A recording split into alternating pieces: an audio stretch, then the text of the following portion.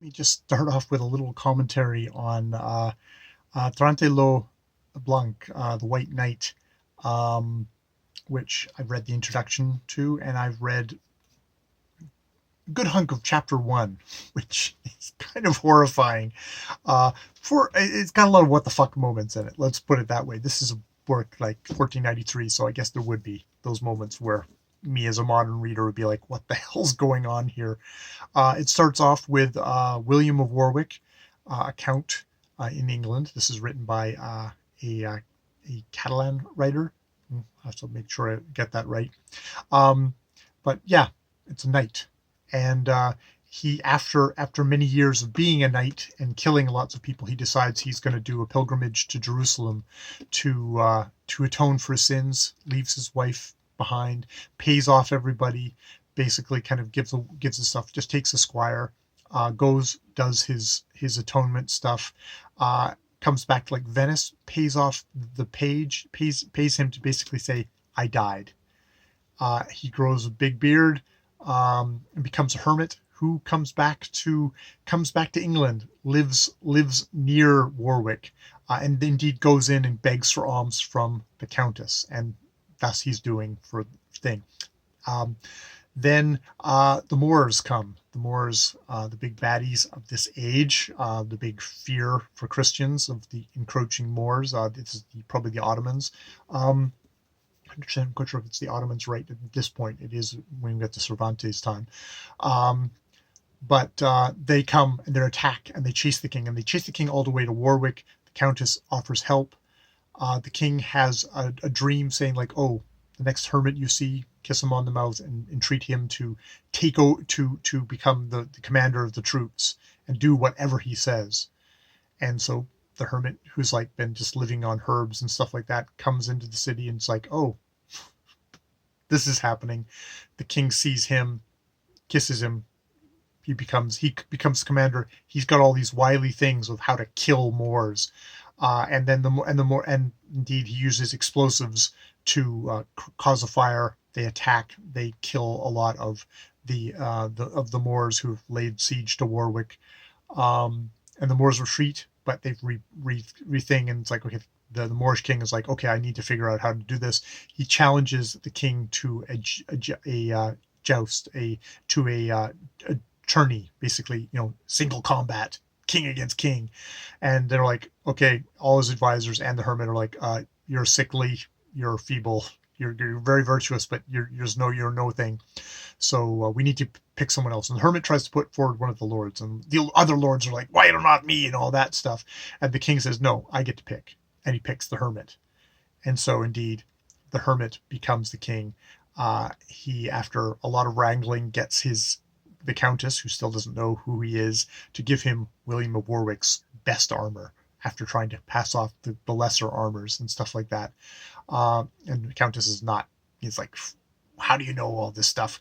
And so he gets that armor. He kills the Moorish king, but because these are the dastardly villains, they renege when envoys come to say like, okay, you guys can leave. They kill the envoys, and they've elected a new king who just kills the envoys and is gonna get them all.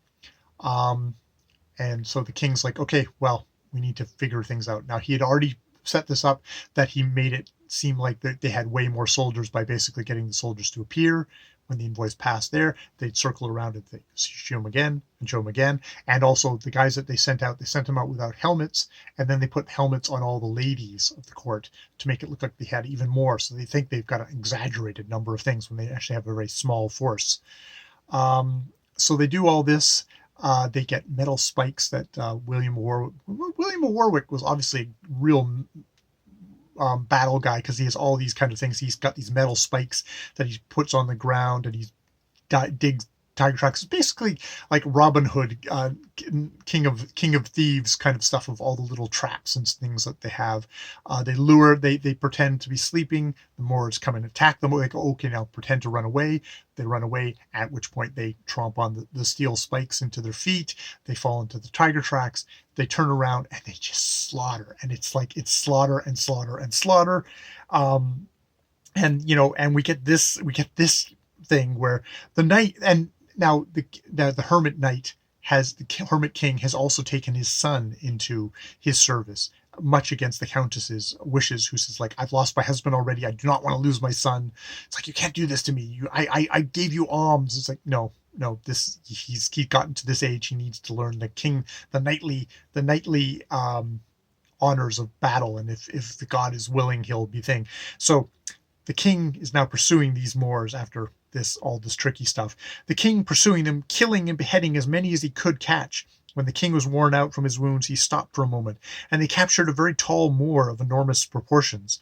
After the king had knighted the countess's son, he wanted him to kill that Moor, and very bravely the boy stabbed him with his sword until he killed him, which I don't know exactly how that is bravely. When the king saw that the Moor was dead, he took the boy by the hair and threw him on top of the Moor, and rubbed him hard against the man, filling his eyes and face with blood, and made him stick his hands into the wounds in a way that he baptized him in the very blood of the Moor. And that apparently is a great way of christening a knight, and it's just like this horrible, gory scene of this, like, you captured man, you made a boy kill him, and then you rub him in the blood and stick your hands in the wounds. And this apparently made the countess's son, this boy, he grew up very bravely, and in his time, in a large part of the world, there could not be found so worthy a knight. Which is just like, it's just one of these, like, holy crap, we've suddenly gone into like kind of like this kind of sadistic. It's like, it kind of shows you just like exactly how much kind of dehumanization. If you're not Christian, well, then you are just something to be killed, and like we're gonna be baptized in your blood. It's just like so very gross. And then they have a thing that basically the Moors retreat into the castle they were in. They set the castle on fire. They get out the Christian women, I guess, that were inside. And when the Moors saw that the great fire and that the entire castle was burning, they wanted to surrender, but the valiant king would not permit it. Instead, he wanted them to all die by fire and the sword, and those who came out running in the castle were either quickly killed or the spears forced them back inside. In this way, 22,000 Moors were killed and burned that day. So it's like, yippee, we've killed all these poor people, which I get the sense that this is sort of like in like a modern context would be like in a Marvel movie when you kill all the alien monsters. It's like you don't let them surrender. You just kill them and massacre them all.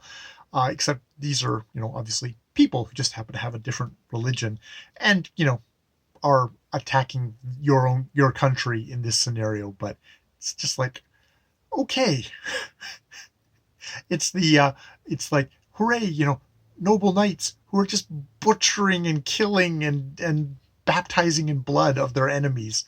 It's like, okay, that's the first bit of the White Knight, Trnt le Blanc by Jonat Morel. I'm gonna have to learn how to say it if I'm gonna be talking about it. So yeah, just like, what the fuck?